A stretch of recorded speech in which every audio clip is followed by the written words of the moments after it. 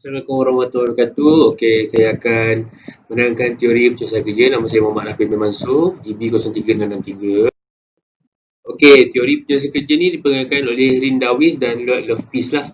Okey, teori penyelesaian kerja ni dia menceritakan tentang bagaimana seorang pekerja itu menyesuaikan diri dengan persekitaran pekerjaan dan berpuas hati dengan prestasi diri.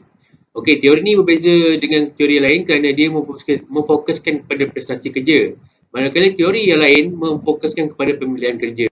Okey, konsep teori ni ada dua. Satu satisfactionness, satu satisfaction. Okey, satisfaction ni kepuasan individu terhadap kerja yang dilakukan.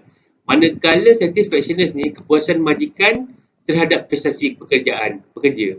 Okey, terdapat beberapa langkah. Ini langkah pertama dalam membuat penilaian teori penyelesaian kerja. Pertama adalah penilaian kebolehan, kedua penilaian nilai, ketiga personality dan keempat minat lah. Okay, kita gunakan dua test, satu General Aptitude Test GATB, satu lagi Minnesota Important Questionnaire. Untuk GATB kita ukur aspek kebolehan klien, manakala untuk MIQ kita guna untuk mengukur nilai keperluan.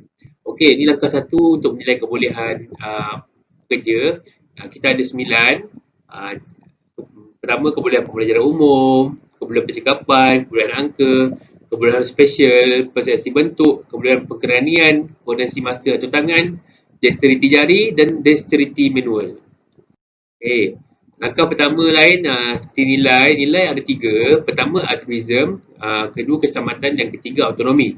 Okey, altruism ni adalah memberi bantuan kepada orang lain atau boleh bekerjasama dengan orang lain.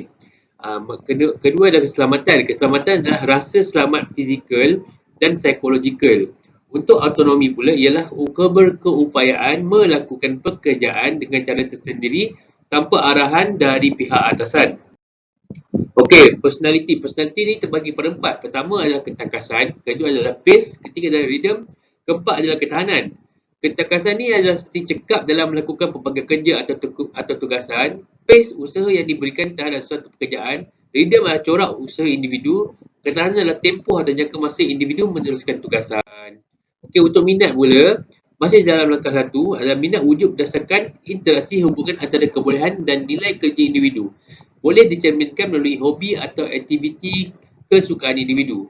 Minat merupakan sesuatu yang penting dalam kerjaya, namun kajian dilakukan oleh Round 1910 mendapati nilai merupakan peramal yang lebih utama berbanding minat dalam meningkatkan kepuasan kerja.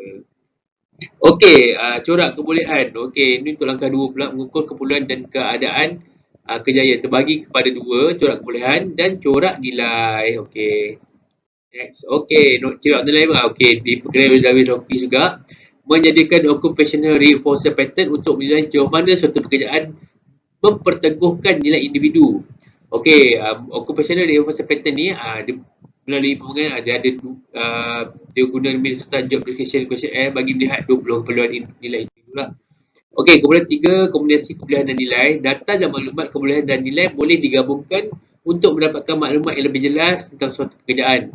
Data yang digabungkan akan membentuk The Minnesota Occupational Classification System yang mengenai 1769 jenis pekerjaan.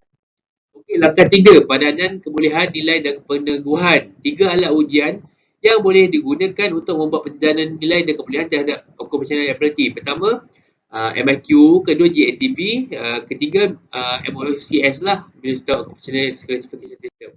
Okey, langkah 3 masih lagi padanan kebolehan, nilai dan peneguhan. Okey, ada 4 padanan kebolehan yang kita boleh nilai. Pertama adalah flexibility, kedua keaktifan, ketiga reaktifan, keempat adalah ketabahan. Okey, kaunseling penyelesaian kerja.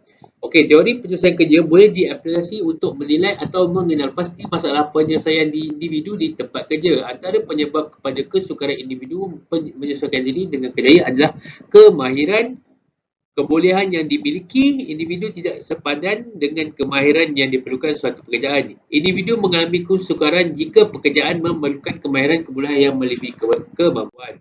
Okey, perkara yang perlu dilakukan oleh kaunselor untuk menilai kebolehan seseorang dalam menyesuaikan diri dia dengan pekerjaan adalah menilai kebolehan dalam personality klien, menilai keperluan kebolehan dan nilai kepekerjaan, memahami penugasan yang diperlukan dan diberi di tempat kerja. Okey, cadangan memperbaiki cara bekerja. Contoh, jika klien gemar bekerja secara sendirian, mereka cuba bincang dengan mereka untuk mendapatkan pekerjaan seperti yang mereka mahukan, iaitu berdikari dan bersendirian. Okey, penyelesaian kepada persaraan. Okey, orang bersara pun dia perlu menyelesaikan diri dengan persaraan lah, iaitu kita boleh tengok kat sini banyak, boleh baca. Okey, kelebihan dan limitasi teori ni. Okey, kelebihan dia banyak tapi kita listkan 3 je. Teori boleh baca, banyak menggunakan alat ujian, lepas tu menggunakan alat ujian menjadi teori ni boleh juga dengan pelbagai latar budaya dan teori lain bukan benda-benda kerjaan. Dia boleh fokus pada penyelesaian kerjaan lah berbanding teori lain. Tapi limitasi ni, teori ni dibuat di US tapi takut tak selari dengan budaya tempatan di Malaysia lah. Okey, itu saja. Assalamualaikum warahmatullahi wabarakatuh.